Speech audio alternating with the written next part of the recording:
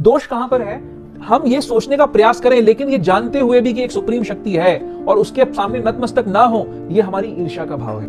एक छोटे से बटन को बनाने के लिए भी आपको बड़ी सारी इंडस्ट्री लगानी पड़ती है, लोगों को मेहनत करनी पड़ती है, तो कैसे बाई चांस ये सृष्टि बन जाएगी? तो भगवान जब अपना विस्तार कर रहे हैं, अनंत कोटि जीवों के रूप में भी विस्तार कर रहे हैं ना भगवान, तो क्या भगवान घट गए, कम हो गए? नहीं, भगवान तो स्वयं उनके आनंद और वो स्वयं हमेशा बढ़ते जा रहे हैं। तो जो सृष्टि बनाई, ये किसने बनाई? भगवान ने बनाई। कैसे बनाई? उनकी शक्तियों से बनाई।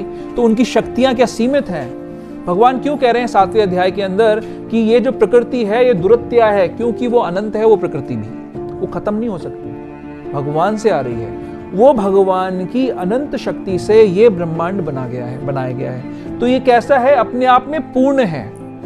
हर किसी को जो कुछ चाहिए वो भगवान ने पूर्णता से इसमें दे दिया है। जब मां के गर्भ में संतान होती है तो मां के स्तनों में दूध नहीं होता। जब संतान प्रकट हो जाती है संसार में, तो स्तनों में दूध आ जाता है। कौन सी उसने इंजीनियरिंग करी है, कौन सी उसने एप्लीकेशन दी होती है मां को कि अब मुझे दूध चाहिए? कहां से आ जाता है अचानक से? अब साइंटिस्ट बोलेंगे जी बाई चांस होता है। ऐसा होता है क्या बाई चांस? हर चींटी, कोई चींटी भूखमरी से नहीं मरती है, कोई हाथी भूखमरी से नहीं मरता। सबके लिए पहले से भगवान ने पूर्ण व्यवस्था करी हुई है। एक जो है जीव, कौन सा? आदमी, मनुष्य, ये अपनी ओवर इंटेलिजेंस के कारण मारा जाता है। ये ओवर इंटेलिजेंस हमारी संस्कृति का हिस्सा नहीं थी। भारतीय संस्कृति में ये ओवर इंटेलिजेंस नहीं थी। भारत की संस्कृति कैसी है? सिंपल लिविंग, हाई थिंकिंग, सादा जीवन, उच्च विचार। क्या है ये सादा जीवन? सादा जीवन ये है कि भगवान ने मेरे कर्मों के फलों के अनुसार मुझे एक परिस्थिति दी है, उस परिस्थिति में रहना। और बट सबसे बड़े सौभाग्य की बात यह है कि मुझे मनुष्य योनि दे दी है। इस बात पे मुझे गर्व होना चाहिए। अगर मैं कुत्ते की योनि में होता तो मैं कुछ नहीं कर सकता था, लेकिन हाँ, मनुष्य योनि में मुझे ये समझ आ रहा है कि ये संसार रहने योग्य जगह नहीं है। तो भगवान की बड़ी कृपा है कि उन्होंने मुझे मनुष्य बना दिया ताकि मैं ये सोच सकता हूं। इस बात को सोचना कि हमारा उद्भव कहां से हुआ है, हमारा सोर्स कहां से है, ये इंटेलिजेंस की बात है, राइट? कोई इंटेलिजेंट व्यक्ति ये सोच सकता है। दोष कहां पर है? हम ये सोचने का प्रयास करें लेकिन ये जानते हुए भी कि एक सुप्रीम शक्ति है और उसके सामने नतमस्तक ना हो, ये हमारी ईर्ष्या का भाव है, ये द्वेष का भाव है। इस द्वेष के कारण हम उस ईश्वर को नकार देते हैं और ये बोलते हैं जी चांस है, क्योंकि कुछ तो रीजन बताना पड़ेगा ना, कुछ तो रीजन बताना पड़ेगा कि ये संसार कैसे बना। जी बाई चांस बन गया अचानक से। अरे भैया, एक जो है छोटा सा कुछ बटन नहीं बना सकते बाई चांस। एक छोटे से बटन को बनाने के लिए भी आपको बड़ी सारी इंडस्ट्री लगानी पड़ती है, लोगों को मेहनत करनी पड़ती है। तो कैसे बाई चांस ये सृष्टि बन जाएगी? इस दोष के कारण संसार में दुख फैला हुआ है।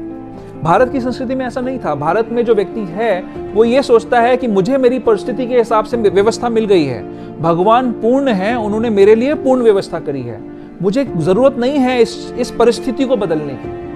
हाँ, लेकिन मैं जीव हूं तो मैं चेतन हूं, मैं काम करता रहूंगा, अपनी परिस्थिति में मैं काम करूंगा और वो काम करना मेरी जिम्मेदारी है, उसके फल को मैं भगवान की सेवा में लगा दूंगा।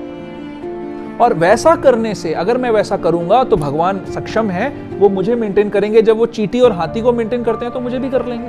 मुझे क्यों नहीं करेंगे मेंटेन? तो वो मुझे मेंटेन करेंगे।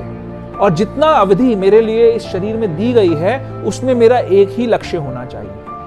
मेरा लक्ष्य ये होना चाहिए कि मैं दोबारा शरीर ग्रहण ना करूं। ये मेरा लक्ष्य होना चाहिए। ये लक्ष्य नहीं होना चाहिए कि मैं इस अवधि को ज्यादा बड़ा कर लूं, क्या फायदा होगा, या मैं अपने भोग बढ़ा लूं तो क्या फायदा होगा उसका। वो भोग आपको अभी भी सेटिस्फाई नहीं कर रहे। 84 लाख योनियों में आप घूम आए हो, चक्कर मार आए हो, अभी तक आपको संतुष्ट नहीं किया उन्होंने, तो अब क्या ऐसी चेंज हो जाएगा, ऐसी बात हो जाएगी कि उन भोगों से अब आप संतुष्ट हो जाओगे? ऐसा तो कुछ भी नहीं होगा। यही कारण है कि भारतीय लोग सादा जीवन, उच्च विचार। उच्च विचार यह है कि मेरा लक्ष्य है भगवत प्राप्ति।